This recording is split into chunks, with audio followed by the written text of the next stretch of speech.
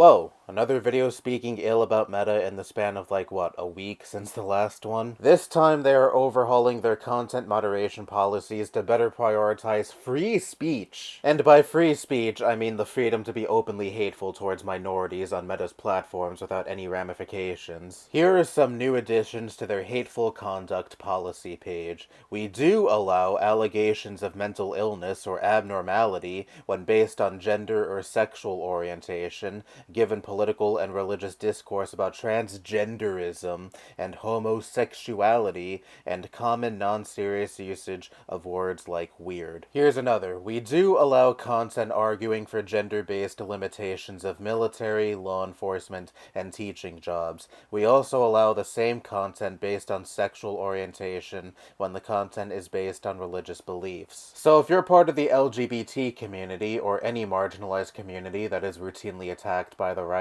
and you're on Instagram or Facebook, if you're under the age of 60, I don't even know what the fuck you're doing on Facebook in the first place, or any platform owned by Meta, you are now subject to harassment and dehumanization. And I know, Facebook especially has been a right-wing trash heap for a long time now. It's basically Elon's Twitter before Elon's Twitter. But now Meta is finally doing away with even the weak veneer of wanting their platforms to be inclusive. And this doesn't really surprise me at all, considering that in the wake of the 2024 election, we have seen many companies bend the knee to MAGA before Trump even enters office. Like, for example, Disney removing LGBT representation from upcoming movies and TV shows. And it just goes to show how bullshit the supposed allyship of the LGBT community from these corporations really was. I mean, if you even just had two functioning brain cells, you would know that these companies were never genuine when it came to their support of the LGBTQ+ community. But honestly, as irksome as it was, I would still take rainbow capitalism over this. Because it at least signaled that LGBTQ+ representation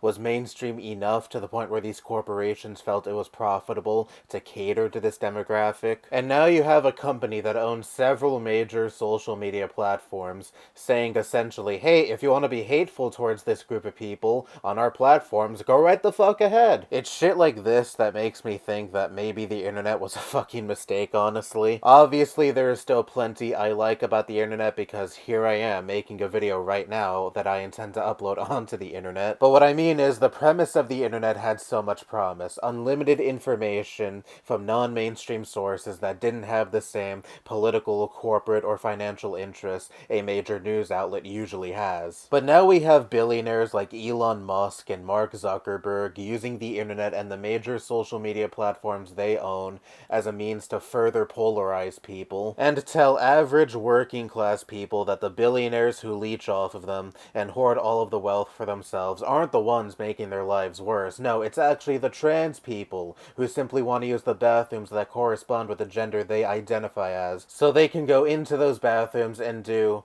unspeakably horrible things to their children, which is something that a vast majority of trans people obviously do not do. Mark Zuckerberg is even doing away with fact-checkers on Meta's platforms because those fact-checkers were too, quote-unquote, politically motivated, which, obviously is code speak for right-wingers disproportionately getting their posts removed and fact-checked for spreading disinformation. It just doesn't get any more obvious that the internet has become this pet project for billionaires to spread propaganda unchecked and to keep the public at odds with each other. Zuckerberg even went on Joe Rogan's podcast recently and said more corporations need to embrace masculinity, which Mark Zuckerberg is one of the last people I'd go to when it comes to discussing masculinity. The dude is like an alien in a skin suit, failing to mimic how a human acts. He has those creepy, always dilated pupils blankly staring at you. Anytime this dude tries to express emotion, it seems so forced and disingenuous. But I digress. I'd rather not waste too much time in a video ragging on one's characteristics, or lack thereof, when it comes to Zuckerberg. This is all just him cozying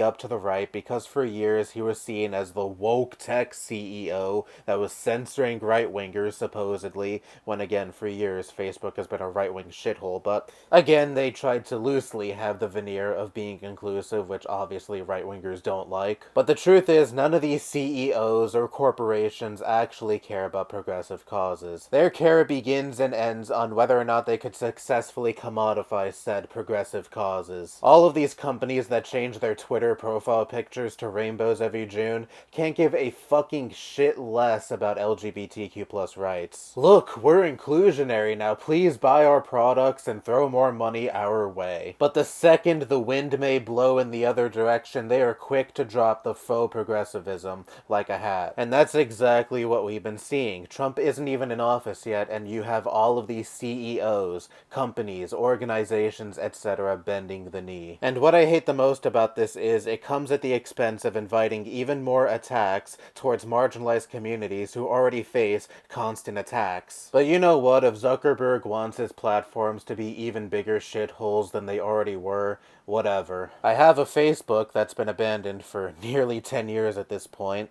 I have an Instagram that I use to talk to real life friends, but even then, I don't use Instagram or even look at it every day. I only ever used WhatsApp whenever classmates in my college courses would make group chats. And that's really about it. The less meta in my life, the better, because I have always fucking hated this company. So personally, if these platforms get worse, it won't be any skin off my back. I just hate that this even further normalizes hatred against marginalized people in this country. But the funniest thing to me about this is I looked at the comments under his Joe Rogan interview, and even they are not impressed with this. Most of the comments are some variation of, none of this is genuine, Mark is only catering to us now because we are the winning side, I still fucking hate him. So good job, Mark, you're catering to a side of the political aisle that still resents you. And that's the closest thing to a lighter note to end this video off with, because other than that, the key takeaway of this video is, get ready for social media and the internet at large to become even more dismal.